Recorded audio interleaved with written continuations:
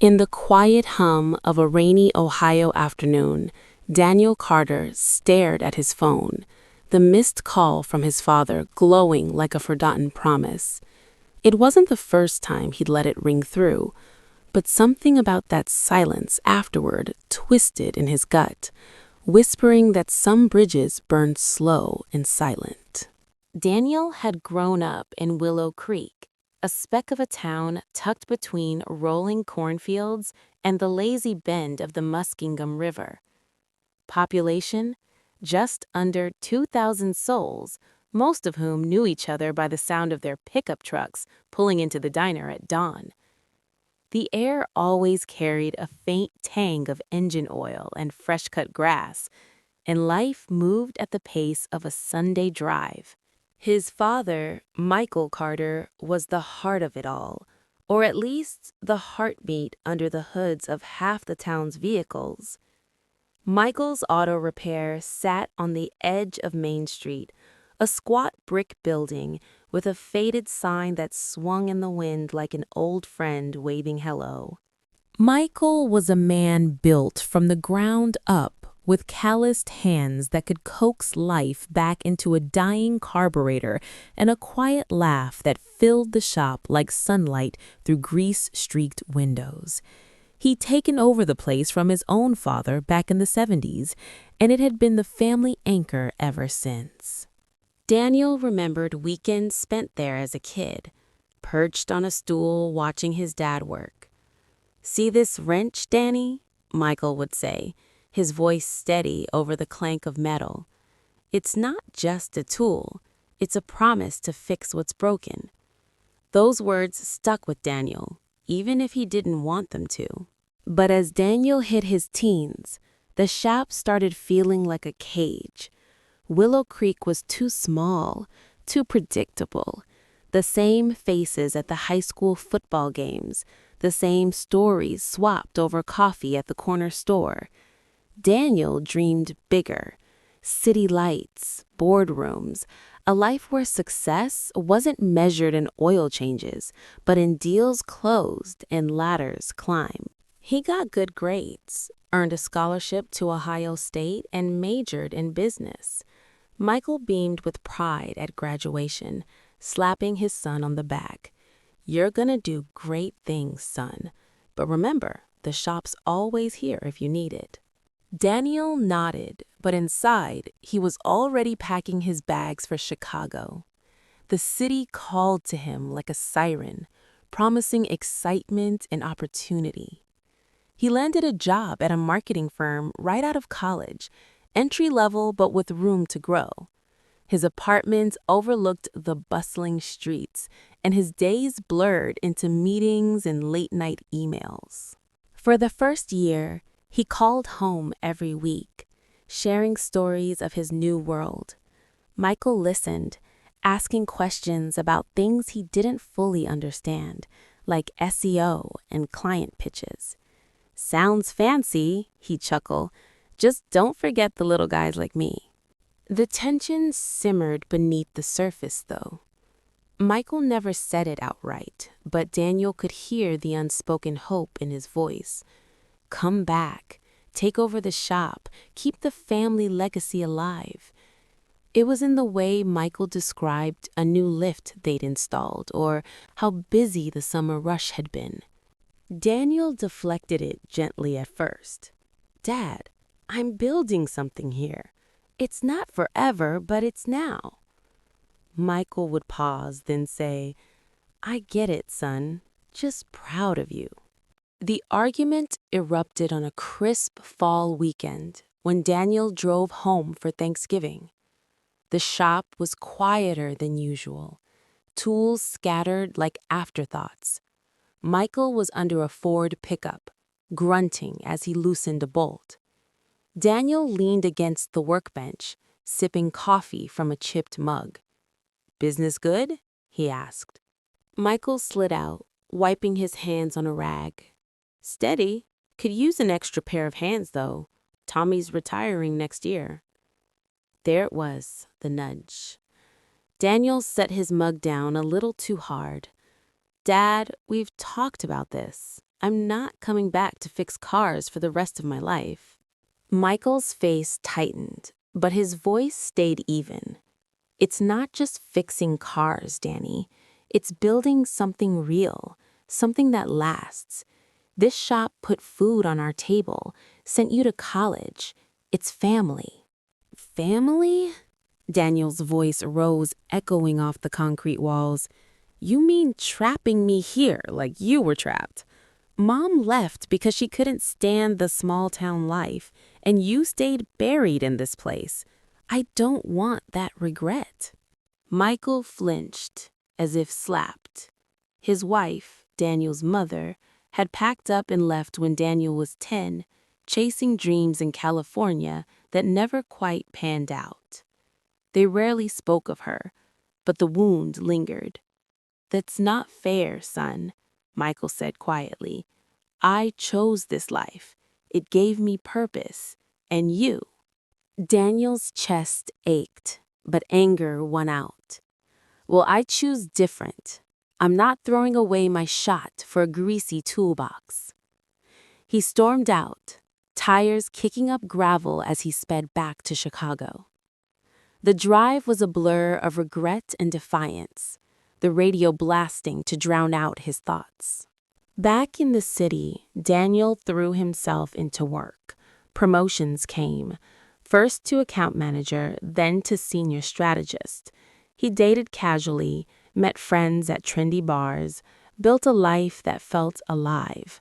Michael's calls started that first Sunday after the fight. The phone rang at 6 p.m. sharp, like clockwork. "Just checking in," Michael would say, his voice warm despite the distance. They'd talk about the weather, the shop, Daniel's latest project. At first, Daniel answered every time, the guilt from the arguments softening his tone. "How's the truck running, Dad?" he'd ask, steering away from deeper waters. But life accelerated. Deadlines piled up. Weekends vanished into overtime. One Sunday, Daniel was in a meeting when the call came. He silenced it, intending to call back later. He forgot. The next week, he was out with friends, laughing over drinks. The phone buzzed in his pocket. He let it go to voicemail. "Hey, Danny, hope you're good. Shop's busy. Fixed old Mrs. Harlan's sedan today.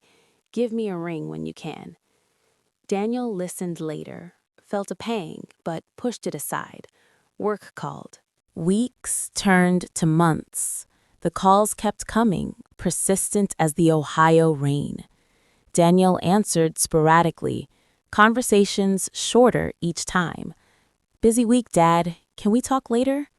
Michael's responses were always understanding. "Sure, son, whenever you have time." Eventually, Daniel stopped picking up altogether. The voicemails stacked up, unheard. "Thinking of you, Danny. That new engine hoist is a game changer." Delete. "Weather's turning cold here. You staying warm?" Ignore. Then, one Sunday, the call didn't come.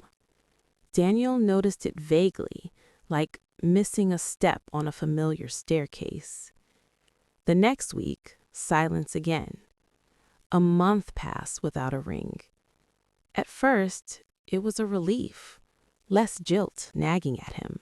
He focused on his rising career, landing a big client that meant a bonus and a corner office. But in quiet moments, alone in his apartment, with the city hum outside, unease crept in. Why had the calls stopped? Was Dad okay? It was a snowy December evening when the news came. Aunt Clara, Michael's sister, called from Willow Creek. "Danny, you need to come home. Your father's in the hospital. Heart attack." The words hit like ice water. Daniel booked the first flight, his mind racing through memories. Dad's laugh, the shop's oily scent, that last argument. The drive from the airport to the hospital was endless.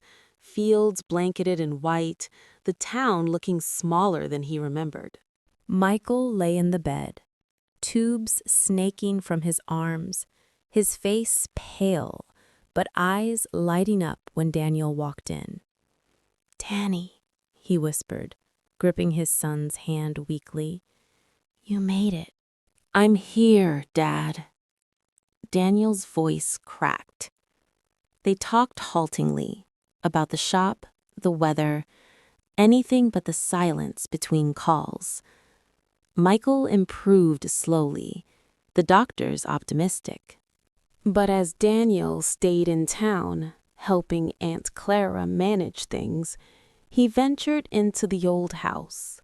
It was unchanged. Creaky floors, photos on the mantel of a younger Daniel and Michael fishing by the river. In Michael's bedroom, on the nightstand, sat a worn leather diary. Daniel hadn't known his father kept one. Curiosity drew him to flip it open. Pages filled with neat handwriting, notes on shop repairs, grocery lists, stray thoughts. Then, toward the end, entries that stopped his breath. Every Sunday for the past 2 years, a simple line. "Called Danny today. Maybe this week he'll have time." Some weeks added more. "He sounded tired last time. Hope work's treating him right. Miss hearing his voice. Shop feels empty without him." As the entries progressed, the hope faded. Voicemail again. "Busy life, I suppose." No answer. Give him space. The last one, dated a month before the heart attack. "Didn't call today. Maybe he's better off without the reminder." Daniel sank onto the bed, tears blurring the ink. Each note was a quiet plea, not of anger, but of unwavering love. His father had never stopped hoping, even as Daniel pulled away. The argument replayed in his mind, his harsh words about regret now echoing back at him. Michael hadn't been trapped. He'd chosen roots, family, stability. Daniel had run from it, chasing illusions of grandeur, only to leave behind what mattered most. That night, Daniel sat by Michael's bedside. "Dad, I found your diary." Michael's eyes widened, but he didn't interrupt. "I'm sorry for everything. The fight, the ignored calls. I was so caught up in my world, I forgot yours." Michael squeezed his hand. "Son, I never wanted the shop if it wasn't your dream. I just wanted you. Those calls, they were my way of holding on." His voice wavered. "But life's too short for grudges. Forgive yourself, Danny. I already have." Daniel stayed in Willow Creek through Christmas, helping at the shop. The familiar tools felt different in his hands. Not a burden, but a connection. He called his boss in Chicago, negotiating remote work. Not a full return, but a bridge. Sundays became sacred again. Calls to check in, visits when he could. Michael recovered, his laugh returning to the shop. Years later, when Michael passed peacefully in his sleep, Daniel stood at the graveside, the diary in his pocket like a talisman. He took over the shop, not out of obligation, but choice, infusing it with his marketing savvy, turning it into a community hub. But more than that, he lived with eyes open to the quiet loves that sustain us. Regret had taught him forgiveness, and in appreciating his father too late, he vowed never to let another Sunday slip by unheard. In the end, bridges don't always burn. Sometimes they wait, patient as a father's call, for us to cross back home.